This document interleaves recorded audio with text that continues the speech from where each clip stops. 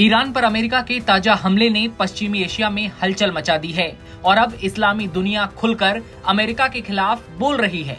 रविवार को ईरान के परमाणु ठिकानों पर अमेरिकी बमबारी के बाद सऊदी अरब, पाकिस्तान, ओमान और इराक जैसे मुस्लिम बहुल देशों ने ऐतराज जताया।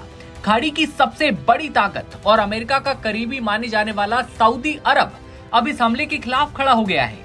सऊदी विदेश मंत्रालय ने एक बयान जारी किया, कहा कि ये ईरान की संप्रभुता का उल्लंघन है, हम इसकी निंदा करते हैं।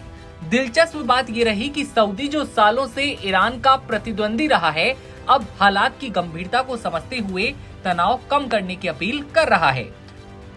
इधर पीएम नरेंद्र मोदी ने ईरान के राष्ट्रपति से फोन पर बातचीत की है और ईरान इजराइल संघर्ष पर चिंता जाहिर की है। पीएम मोदी ने बातचीत की जानकारी देते हुए कहा कि मैंने ईरान के राष्ट्रपति से कूटनीतिक और बातचीत के जरिए किसी भी मुद्दे को सुलझाने की अपील की है। ओमान, जिसने हाल ही में अमेरिका और ईरान के बीच परमाणु वार्ता में मध्यस्थता की थी, उसने हमलों को अवैध आक्रमण बताया है। वहीं इराक और पाकिस्तान ने भी क्षेत्रीय अस्थिरता पर गहरी चिंता जताई है। इन प्रतिक्रियाओं से साफ नजर आता है कि अब मुस्लिम दुनिया अमेरिका की सैन्य कार्रवाई से असहज है। पश्चिमी एशिया एक नाजुक मोड़ पर खड़ा है, जहां राजनीति, धर्म और रणनीति की लकीरें एक दूसरे से टकरा रही हैं।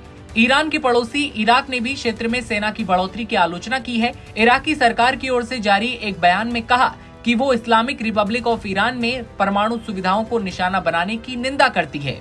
ये सैन्य वृद्धि मध्य पूर्व में शांति और सुरक्षा के लिए गंभीर खतरा है। इस तरह के हमले क्षेत्रीय स्थिरता के लिए गंभीर जोखिम पैदा करते हैं। इस्लामी दुनिया की इकलौती परमाणु ताकत पाकिस्तान की ओर से भी ईरान अमेरिका तनाव पर बयान आया है। पाकिस्तान ने ईरान की परमाणु सुविधाओं पर अमेरिकी हमलों की निंदा की है। पाकिस्तानी विदेश मंत्रालय ने कहा है कि ईरान में 3 परमाणु ठिकानों पर स्ट्राइक चिंता को बढ़ाती है। अमेरिका के इस हमले पर ईरान के विदेश मंत्री अब्बास अराक्ची ने कहा, अमेरिका ने संयुक्त राष्ट्र चार्टर और अंतर्राष्ट्रीय नियमों का खुला उल्लंघन किया है। ये हमला ईरान की संप्रभुता पर हमला है और इसके गंभीर परिणाम होंगे। ईरान हर जरूरी कदम उठाने का अधिकार रखता है। जबकि मैक्सिको की बात अगर करें तो विदेश मंत्रालय ने कहा कि मध्य पूर्व में जारी टकराव को सिर्फ बातचीत से सुलझाया जा सकता है। उन्होंने सभी पक्षों से तनाव घटाने की अपील की। न्यूजीलैंड के विदेश मंत्री ने कहा कि हालात बेहद चिंताजनक हैं और इस संघर्ष को और बढ़ने से रोकना जरूरी है।